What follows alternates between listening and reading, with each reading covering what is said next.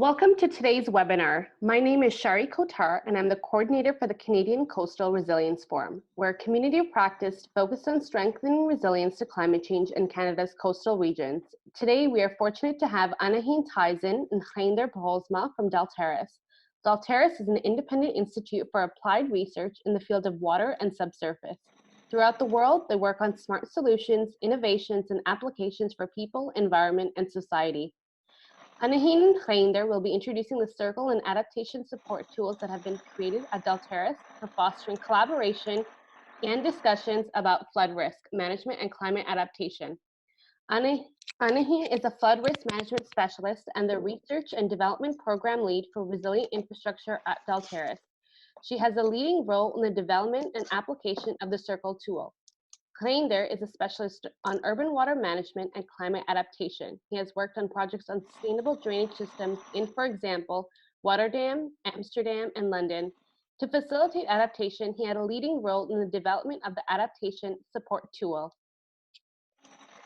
Just a few housekeeping items before we begin. Today's webinar will be recorded and you will be receiving a copy by email within the next week. The webinar is intended to last an hour, including time for questions. If you do have a question for the presenter, please enter it into the Q&A box located at the bottom of your screen. And if you have any concerns, use the chat box if you want to share comments with us and/or other attendees. We'll just wait a couple more minutes, maybe 30 seconds before we can move on to the presentation. I'm just seeing a couple more attendees coming in.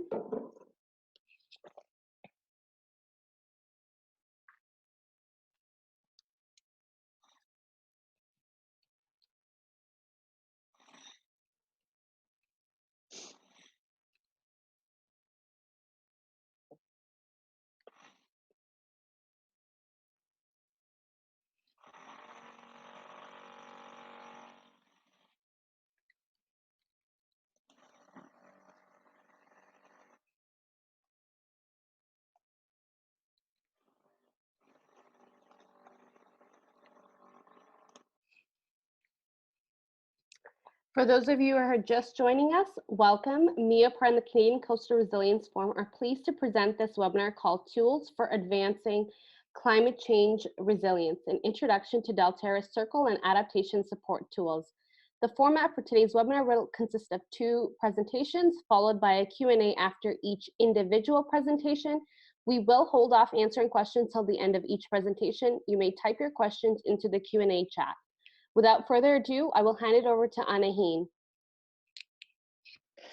Thank you, Shari, and thank you also to the Waterloo University for hosting this webinar and for giving us the opportunity to share some of 2 of our tools for climate change resilience. Today, I'll be talking about the Circle tool. I want to mention my colleagues Claire Jeuken and Andreas Buurtsel, who've also worked on the Circle tool a lot and have prepared a lot of these slides. So I just want to mention their names. So today I'll be talking about our Circle tool, which is an online tool that we use to support our stakeholder engagement workshops to identify cascading effects and interdependencies between critical infrastructures under disasters. So Circle stands for Critical Infrastructure Relations and Consequences for Life and Environment. We've applied this tool, we've developed it about 4 or 5 years ago, and we've applied it all over the world in different cultural settings. So it's been a proven concept in many different types of projects. Before I go into the detail of what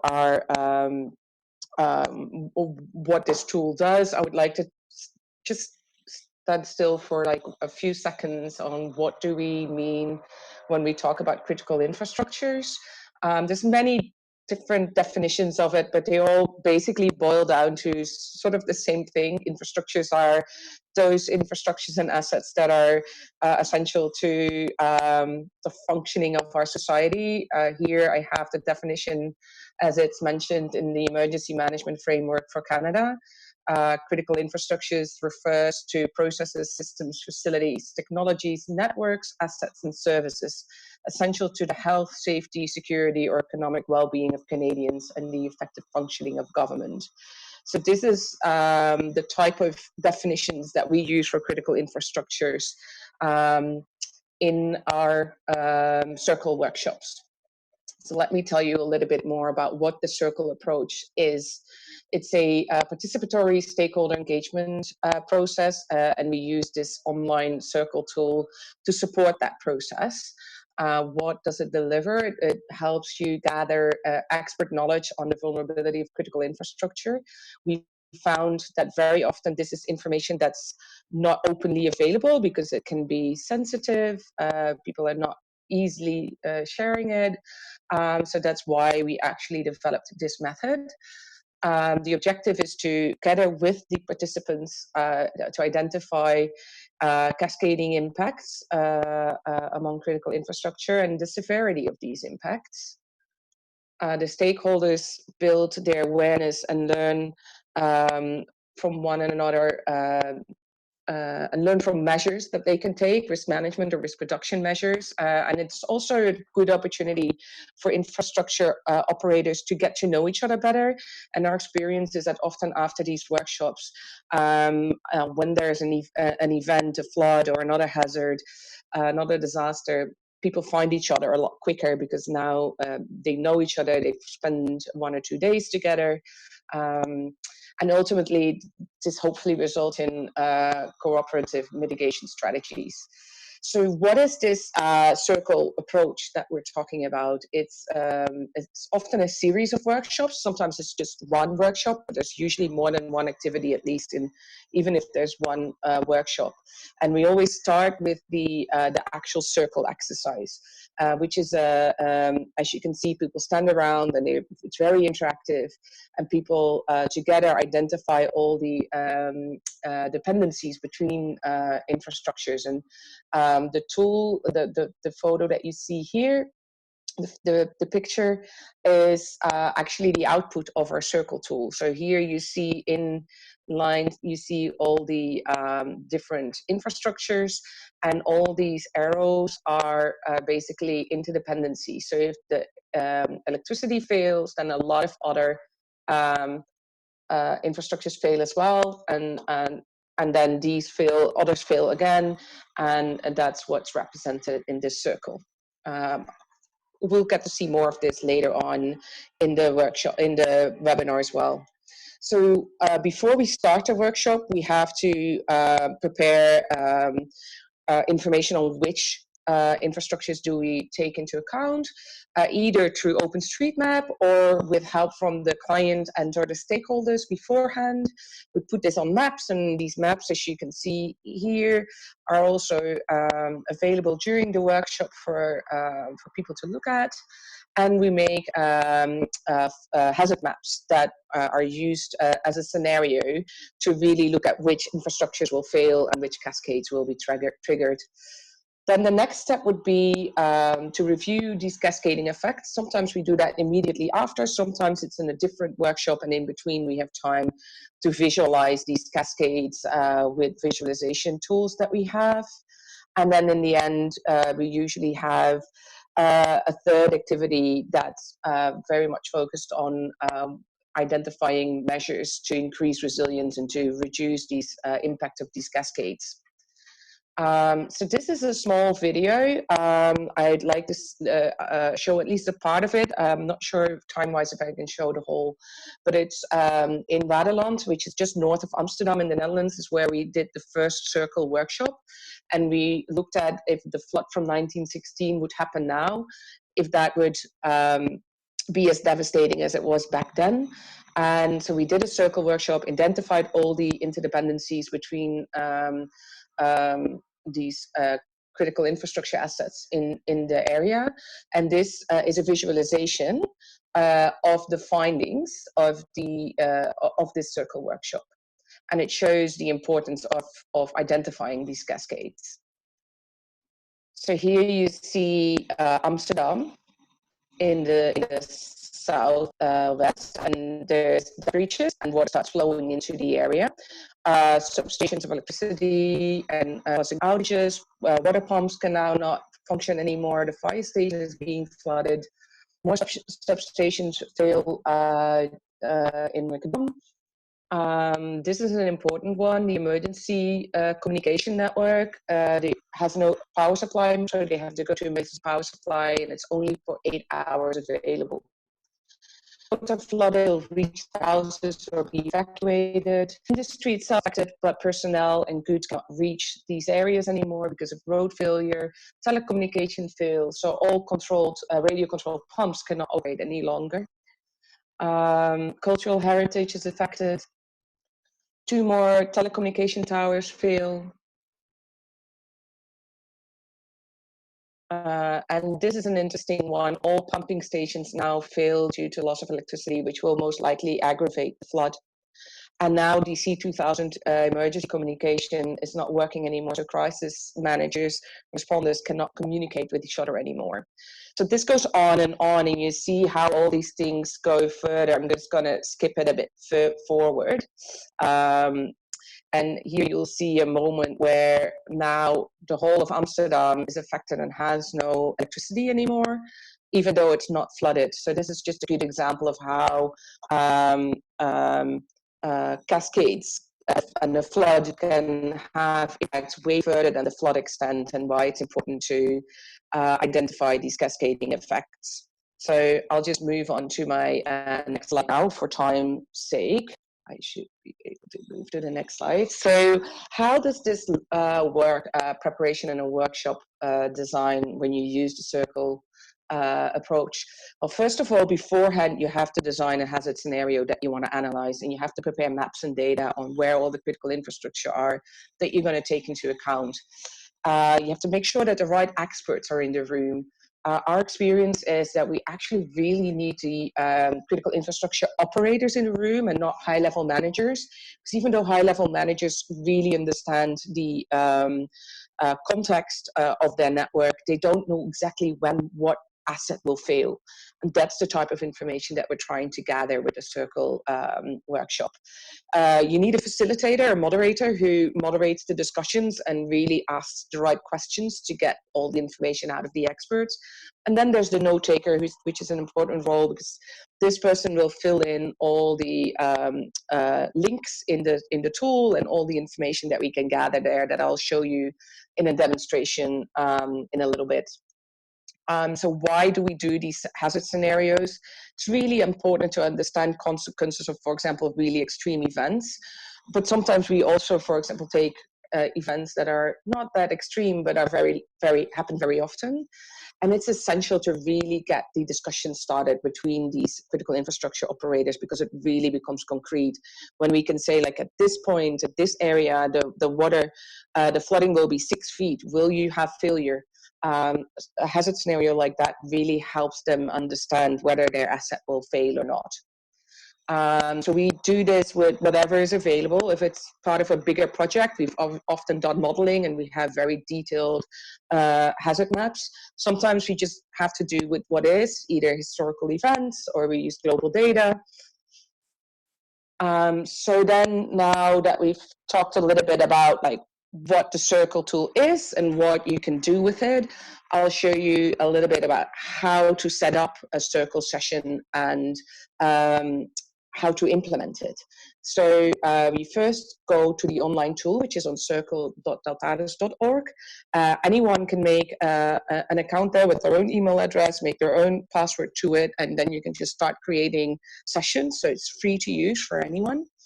And then you create a session. You identify the critical infrastructure and you select them in the tool. And then once you've done that, that's when that's what you bring to your actual workshop. And then 3 to 5, identifying direct and indirect impacts, validating them, and classifying the impacts is what you do in the actual workshop. So the first 2 steps I'm not going to talk about now because I'll show that in the online tool, but I'll briefly go over the step 3 to 5. Am I still good on time, Sherry? Yep. Good.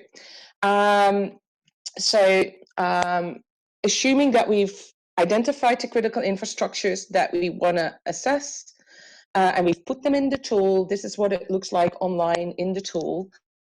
You can then start the process of identifying the direct impacts. And what we usually do as a facilitator, we'll start going and identifying specific assets and say, like, hey, the operator of this red asset, and this doesn't say, oh, it's me, I know this information about it. And that's when we start really collecting the information on these direct impacts. And we'll ask questions like who's affected by flooding to identify it.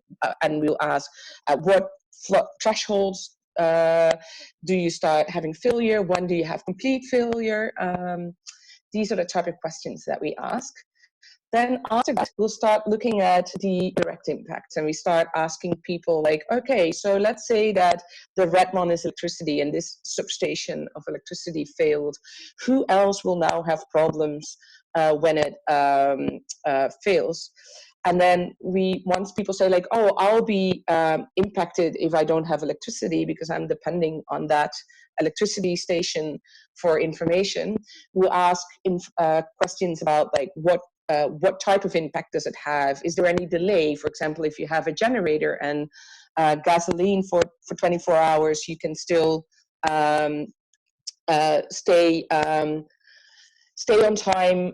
You can still function for 24 hours before you have complete failure. And what's your recovery time? So what if the electricity comes back up? How much time do you need to get all your processes started again before you can start delivering the services that you have to deliver? And depending on the type of workshop and the type of project that is being used in, we might sometimes focus on costs as well. Like what's the cost of failure? So not being able to deliver your service, but also what might be the cost for recovery and these kind of things. So then after we've done that and brought everything into account, we really start validating this with, and sometimes we do it even at the same time, we start validating this. Sometimes we look at, for example, the design scenario for where the flood defenses in your area are designed for. And we say like, okay, so with this design scenario, once in a 100-year flood or a recent historical flood, this area would be flooded. Let's see if this, if your infrastructure will actually really fail, or won't it happen? But what if it's a more extreme flood, a once in a 1,000-year flood? Will you then be affected? So that's where these scenarios come into hand, to really start looking at which infrastructures are the most vulnerable, and this helps identifying where you want to put your measures as well. So then, just a last slide before I go to the tool. For the workshop design, what do you really need to do? Good preparation, like I said, is essential. You have to use your networks, make sure that the right people are in the room, that we have identified the right critical infrastructures at the beginning and have them in the tool, that we have good hazard scenarios. We need to make sure that once you implement the workshop, carry out the workshop, that you can collect as much information as possible, because this is the moment when you have these experts, these critical infrastructure operators in the room. So you have to discuss their recent experiences, activities, future plans, going into a lot of detail, asking why they're the interdependency exists, whether there's any redundancies in the network, all kinds of questions, follow-up questions, and get people to talk and share with you as much information as they have. Optimal group is 20 to 30. I mean, I've done it with 15 as well. That's fine. I think as soon as you go over 30 people, it becomes too many people, becomes too busy, and you won't have everyone being able to really share their thoughts and their things. You need to take enough time. Usually we have at least 2 or 3 hours for a workshop like this, because you want to, and the time depends a little bit on how many critical infrastructure types there are. And the circle session is only one element of the workshop. It's to identify these interdependencies, these cascades, but then you have to start working with the group on what you can do to mitigate these cascades. So I'll quickly go and show you a little bit of our tool. Yep. So this is the website. I'm already logged in, but if you're if I wasn't logged in, there would be a sign in button somewhere here. If you click on it, you immediately see the option create account. So that's where you can then create an account. As you can see, there's success stories that you can read. There's the My Sessions. If you've done multiple sessions, they show up here. I've done more, but some of them with the offline tool that we have as well. There's a manual that really explains in detail how how to work this tool. But it's actually fairly simple. You go to create a session, and I've already done that here, started it. So step one is just filling in some background information. So I've called it Waterloo webinar for now. You fill in the country, the language, currency, the units, all these kind of things. For now, I've selected urban area, but you can choose between inland, coastal, and urban. There's different types of floods and like extreme weather conditions, ice storms. At the moment, we're a institute that looks a lot, does a lot of work on flooding. So that's where it's highly focused on that, but you can use this for any event. So then in step two, you start selecting your infrastructure. So you can either select the really high level ones, just saying like, we're going to look at energy. Or you can say, no, I'm actually in my area, I have both high voltage and low voltage electricity that I want to take into account.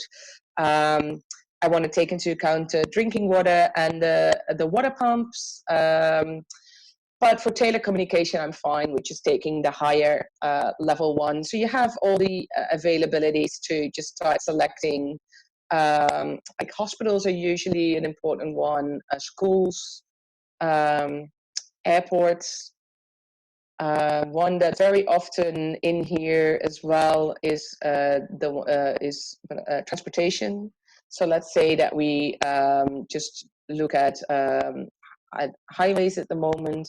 So this is how you start building all the infrastructure that's important for your workshop. Once you're satisfied with all the ones that you selected, you say create session. And that's when your session is created. And now I can basically start sharing. And as you can see, if I go over these, you see them light up here on the left. You have your index of what is what. And that's when you start your session with your people. And you say like, okay, if I let's say we look at electricity first, and let's say for ease sake, I'm just looking at the high voltage electricity at the moment. If I click on it, I can choose between direct impact, the relation, or to just view connections. And once I'm done editing this specific critical infrastructure, I can click on stop. So let's say I click on direct. Here I can describe the type of impact that will happen. Substations will be flooded at 3 feet water level. No complete failure at 5 foot water depth.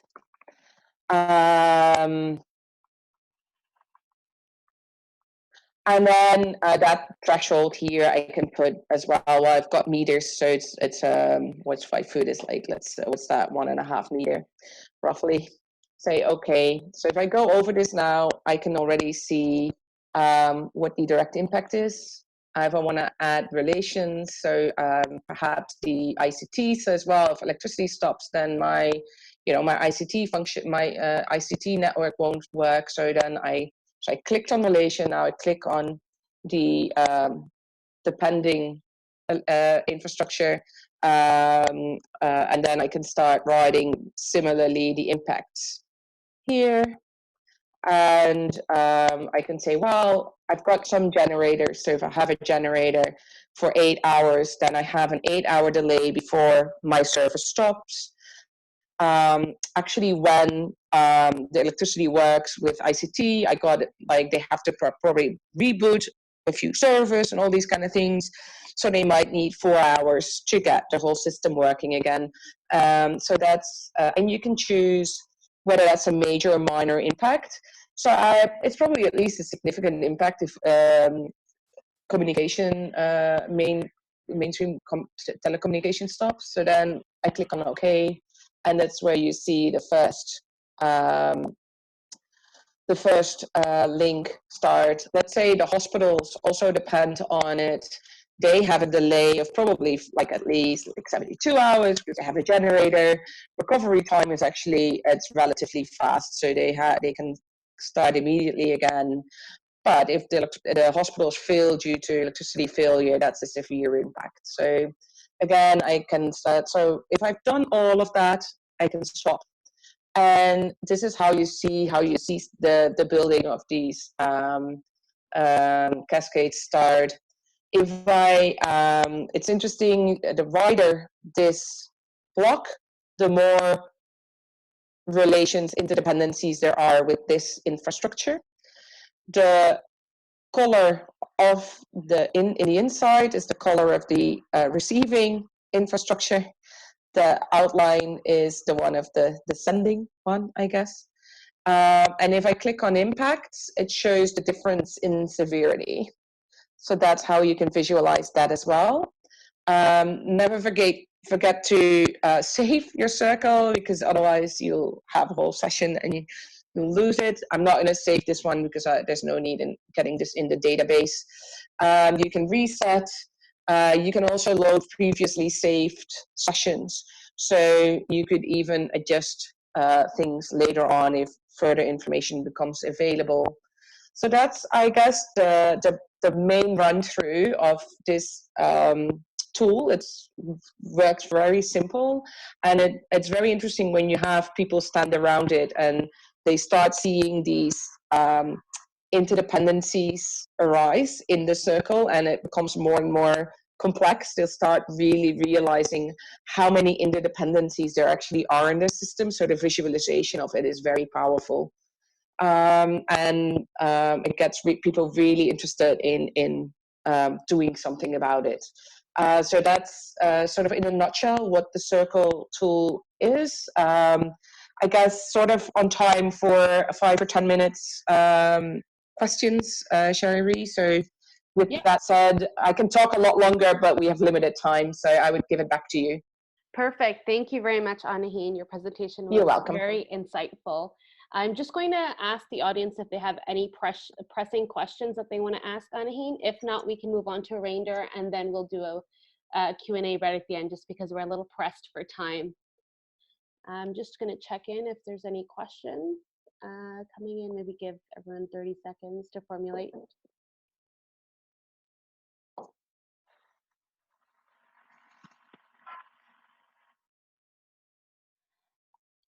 So someone is asking, Annegien, any experience with online versions of the workshop?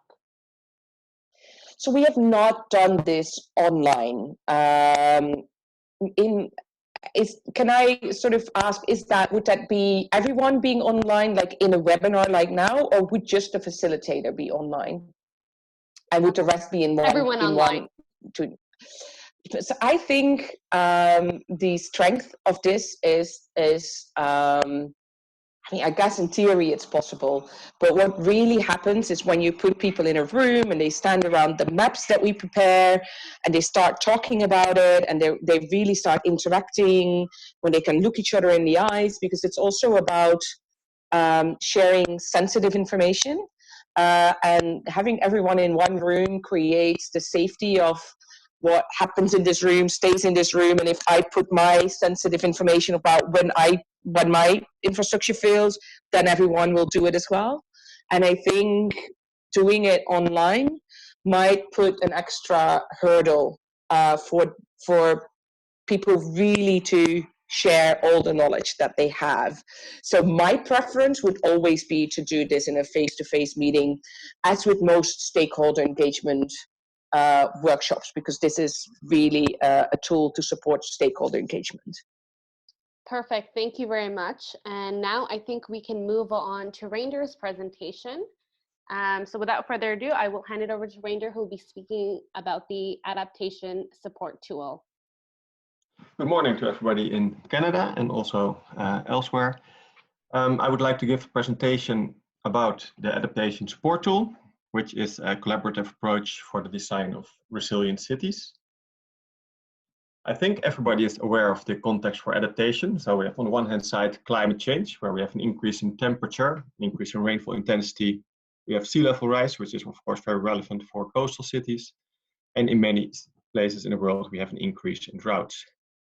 But at the same time, we also have a continuous population growth and urbanization going on, which causes land use change. And if you look at the effect on the local climate conditions or the exposure, you see a reduced infiltration and thereby an increase in rainfall runoff. And you also see an increase in the urban heat island effect. At the same time as the population of the cities grows, as well as industrial use, you see an increase in water demand. In coastal areas and low-lying areas, you also see a lot of land subsidence due to the overexploitation of groundwater use, of groundwater resources. Due to this continuous population growth and urbanization, you see that cities have been designed for, well, current or even often past conditions. So this requires a retrofitting of the existing urban areas. And that is one of the reasons that we created the adaptation support tool. At the same time, you see worldwide a trend to the use nature-based solutions or concepts of sponge cities. Urban nature-based solutions refer to the sustainable management and use of nature for tackling societal challenges. And there are a lot of terms that are associated to nature-based solutions, like green infrastructure, green solutions, but they all refer to the same principles. And these solutions are often very effective to combat effective for climate adaptation, but they also provide additional benefits. Traditional measures like increasing the drainage capacity by implementing a sewer system had only one purpose, and that was draining the water. If you use green solutions, you have additional benefits like it provides places for recreation, it can be used to improve the ecology of the city, etc. You can also turn it around. You cannot maybe not want to implement additional nature-based solutions, but you might want to add functions to the existing green. You can add, for example, bioswales or retention ponds to parks. In practice, you see a lot of, well, a whole range between very soft engineering and hard engineering solutions. So on the one hand side, you have the ecosystem-based solutions like urban wetlands and urban forest. And on the other hand, you have the hard solutions like, for example, a water square. A water square that can be used for recreational purposes during dry periods and can be used for water storage during extreme events. In between, you have the hybrid solutions, which combine both hard engineering solutions like buildings, and for example, you can put a green roof on top of it. Another example is that the use of bioswales can be enhanced by using subsurface sewer system or stormwater systems that drain water towards the bioswales. So on the one hand side, we would like to minimize the flooding, the heat stress and the drought in urban areas, but there are more ambitions in urban areas.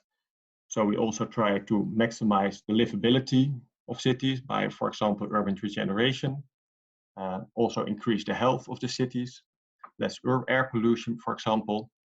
But we also want to promote sustainable economic development. When you want to combine all these objectives, you of course need to involve a lot of stakeholders, and especially in existing cities, this is very, very relevant. So you would like to involve urban planners and drainage departments, but also the road department, the green department, landscape designers, the projects developers who are active in the area, and maybe even housing corporations if they are present.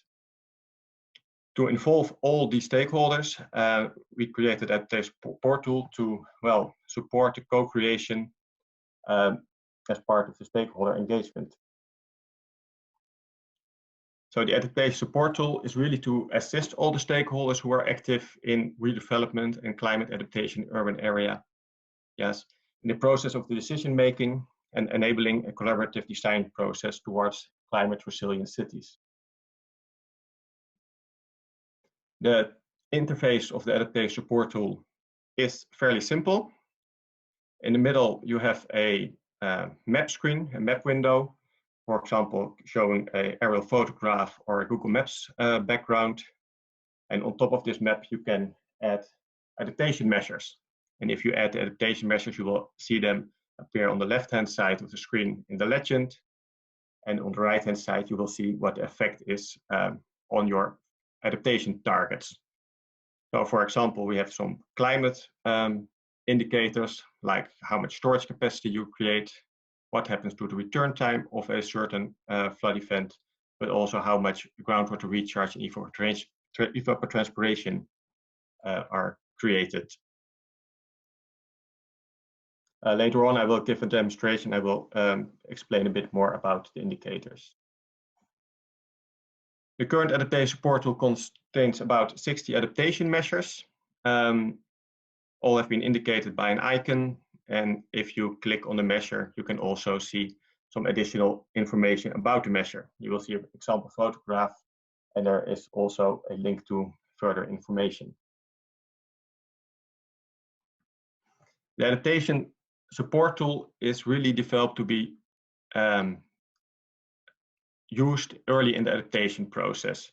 If you look in many developed countries, we have, for example, a detailed hydraulic model which indicates where pluvial flooding occurs in different areas. On the left-hand side, the left picture, these are indicated in blue. And if the water depth is too much, it's indicated in red. These are the areas where you would like to focus on and implement adaptation measures.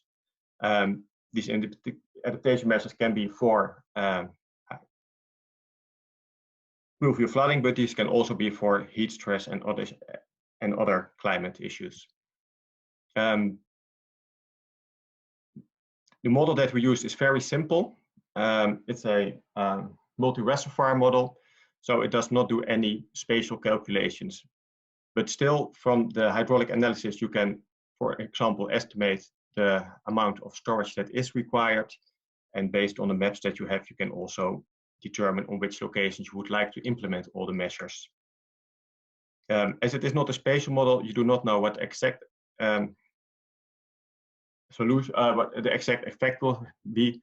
So if you want to know the detailed effect of the different measures, you still have to do additional calculations where you implement the measures that have been proposed based on the adaptation support tool in the hydraulic model. And thereby you would like to reduce the pluvial flooding in areas.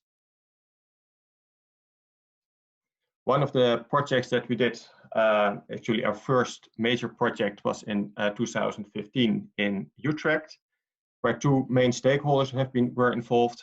On the one hand side, that was the municipality, and on the other hand, that was a fair area. This is a commercial party, and the city had the ambition to create the most green, climate resilient, and healthy urban area in Europe. This is quite an ambition, and we used the adaptation support tool in different sessions with stakeholders to collaboratively explore the potential adaptation measures that were suitable for this area. As you can see on the right-hand side, the current situation is that this area is completely paved, or there are buildings and there's hardly any green present. During warm periods, and if you would like to walk from the central station, which is located on the lower part of the picture, towards this fair area, it would be very, very hot because there's not any shade, there's no green, no evapotranspiration to provide cooling.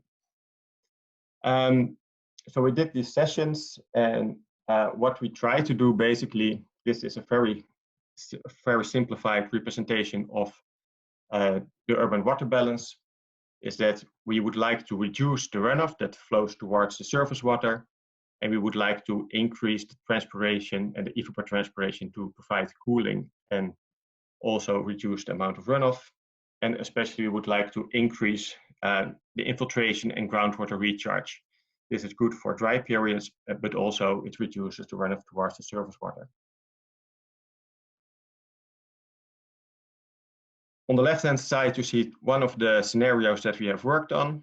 The green areas are green roofs that have been proposed. In yellow, there was urban agriculture. The blue areas are, for example, the roofs that are used for water storage. And in between the blue areas, you see a bit brownish area. And it is a green area where we propose to plant a lot of trees to provide the shade. We're now 3 years later, and on the right-hand side, you see that the trees have been planted on the area between the central station and the fair area. And there have been designs for buildings which contain a lot of vegetation, even like it's like a forest. So we did a lot of sessions in Utrecht, in Amsterdam, in New Orleans, and what we see is that this co-creation really works because people own, in the end of such a session, really the design, and together they can work towards implementing these measures. It's not always like it's literal. As you can see on the left-hand side, the architecture is different from what have been proposed on the pictures, but the types of solutions and the types of location where you would like to implement the solutions becomes very clear. So these are the designs are supported by the stakeholders.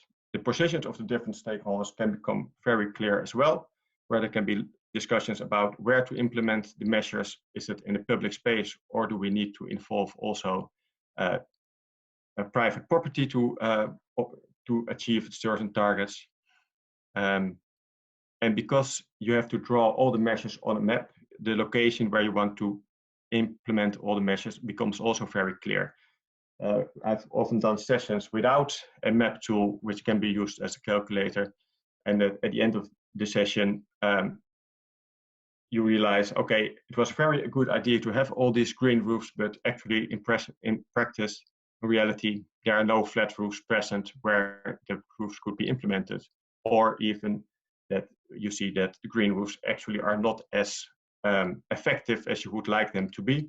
So we need additional measures.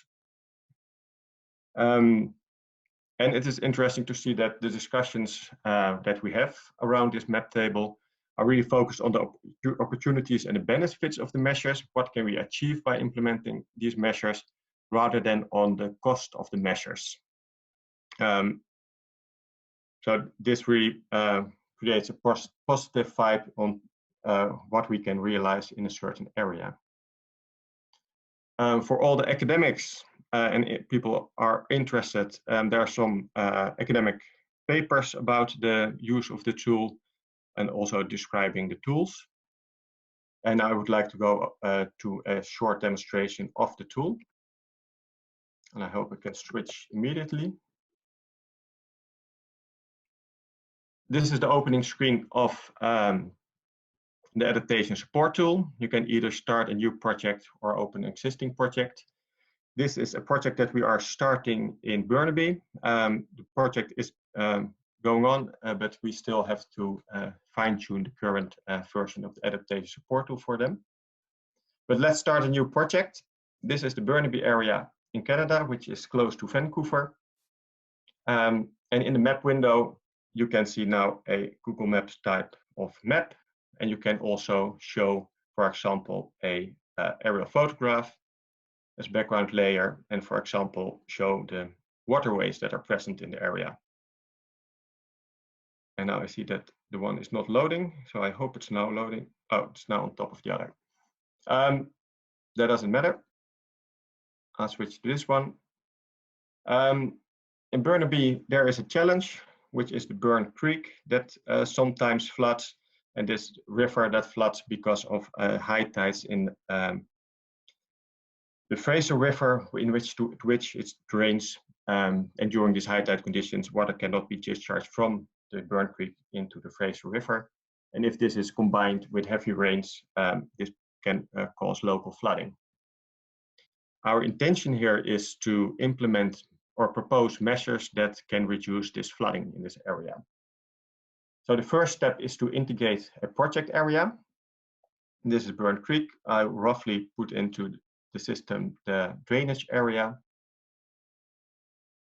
And now my mouse stops.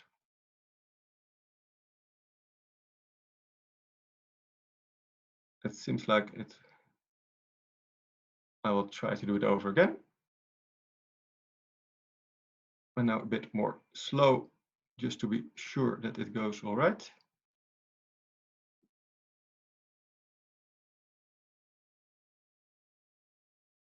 We will define the project area. And then the next step is to give in all the properties of that project area. So first we have to define a scenario. In this case, we only have a default test scenario. And this scenario determines the calculations of the effectiveness of the measures. In this project, we are mostly interested in pluvial flooding. So we only indicate pluvial flooding. Multifunctional land use that is determined by the density of the city. So if you are in the outskirts, it's not really important. If you're in the city center, it's very important. Here we are a bit in between. The scale level that we're working at is the neighborhood and street level scale, and you have to indicate the current land uses that are present in the area. We don't have any developed land. So we have also sports grounds, we have buildings, and we have water in this area. The availability of the subsurface is really dependent on the subsurface infrastructure that is present. Are there a lot of sewer pipes and other networks, or is there a lot of space where you can implement, for example, subsurface measures like infiltration boxes? Here it is medium. There are hardly any flat roofs, but maybe in the downside area there are some office buildings which have flat roofs. The soil type is quite, well, clayey or loamy in this area, and this is a sloping area. If we press done, we can start implementing measures. So if you add a measure, I will first put on the area photograph, which helps us to indicate areas where we can implement measures. For example, in the north, I see some areas which have green. So we might want to implement some kind of water retention pond or bioswale in this area. So let's look for that in the list. So if we type here bioswale, it will pop up. You can press the Learn More button to see what a bioswale exactly is. You can click a link also to see more information. So if we go back, I could have selected it immediately. Choose. We can start drawing it on a map as either a polygon or a line element. In this case, I will do it as a line element. We add a large bioswale over here. Default values are provided for the water storage depth of this bioswale and also for the width.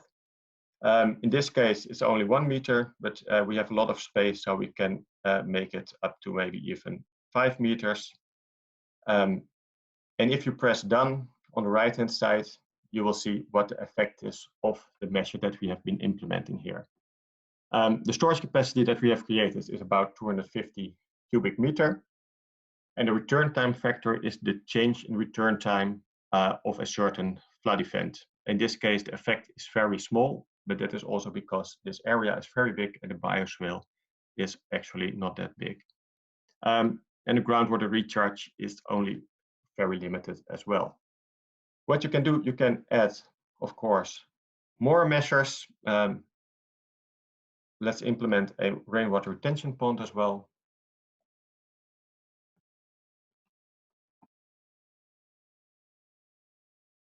And let's make it a bigger one so we see a bit more effect. We are not going to demolish these houses, but just to see a proper effect.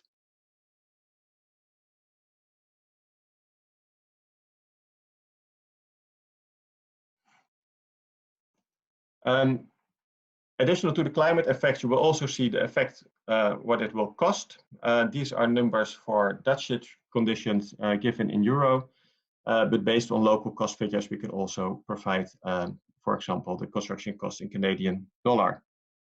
We will also give a indication of what it does to your water quality. And then we give indications for pathogen reduction, nutrient reduction, and also absorbing pollutants.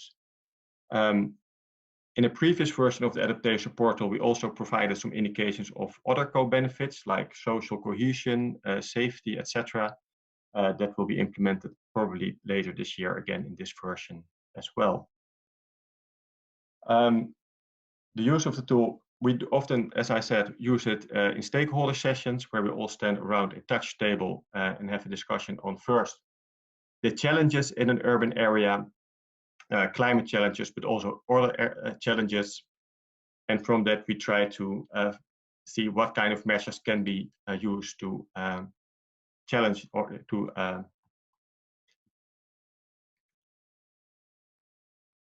come up with solutions for these challenges.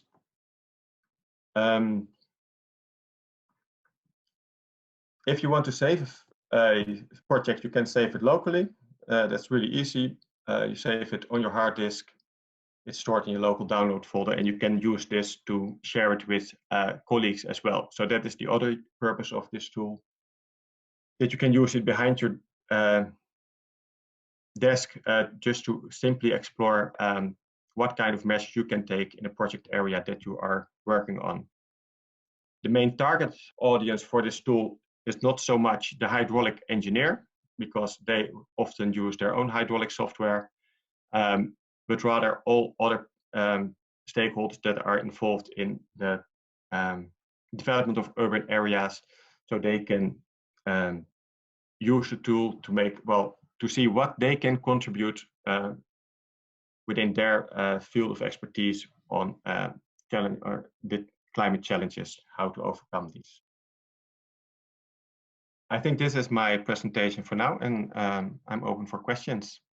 Perfect. Thank you very much, Reinder, for your presentation. I'm just going to open up the Q&A to the audience now. I know we're running a little bit late on time, but if anyone has questions either for Annegien and Reinder, please proceed to type them into the Q&A chat, and we'll open it up for a few minutes.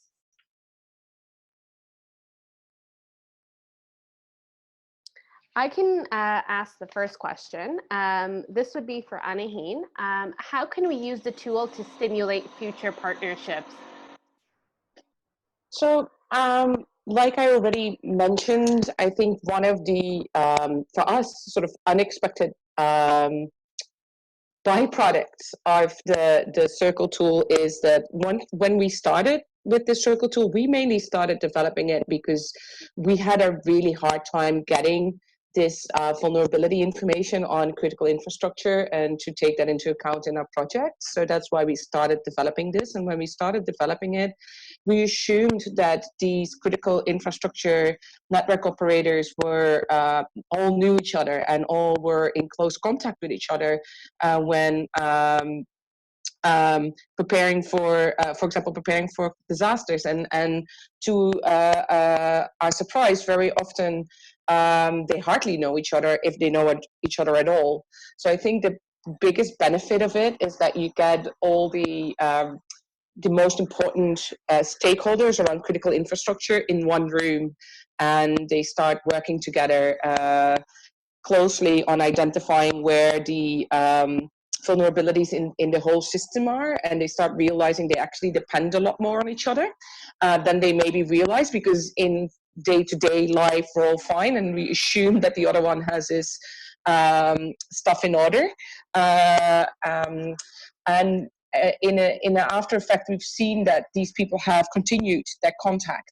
So I think in that sense, since it's a stakeholder engagement method and you bring people in one room, it's a very good base to start working on from when you want to work on increasing the resilience of a region or a city or a community. Does that answer your question? Yes, yes, thank you very much. We have another question coming in for you. Have you used the circle tool to identify priorities that resulted in a follow-up application of the adaptation tool?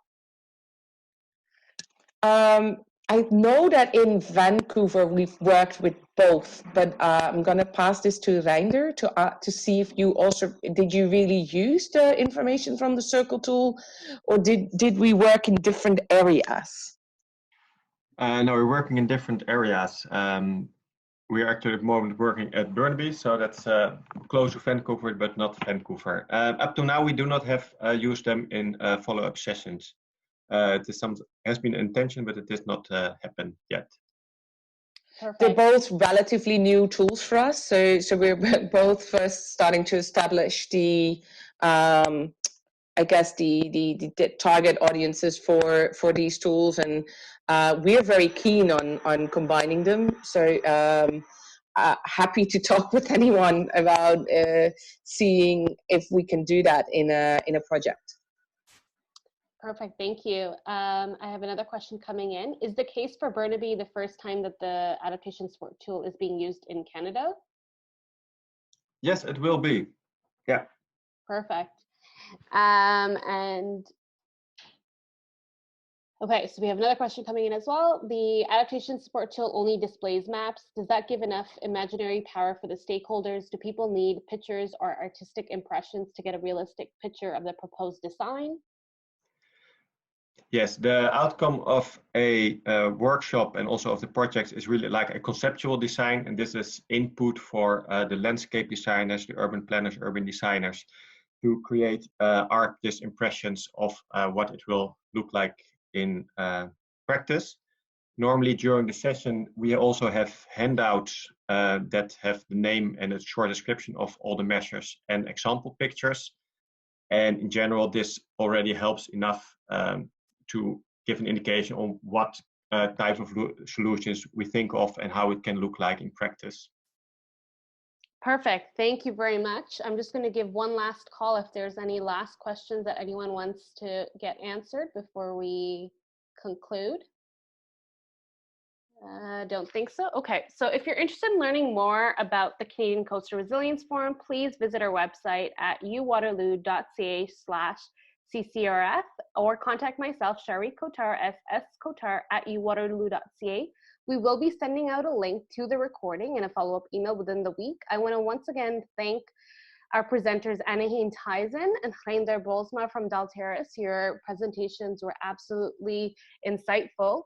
We hope you enjoyed today's webinar presented by Neopart and the Canadian Coastal Resilience Forum. Just one last thing before you do log off, we do have a post-webinar pulse poll that we would like you to participate in. It is anonymous and should take you approximately 10 seconds to complete. So I'm just going to be launching it right now, and a pop-up should come up onto your screen, and then you can exit the poll and exit the meeting as well. Thank you very much once again.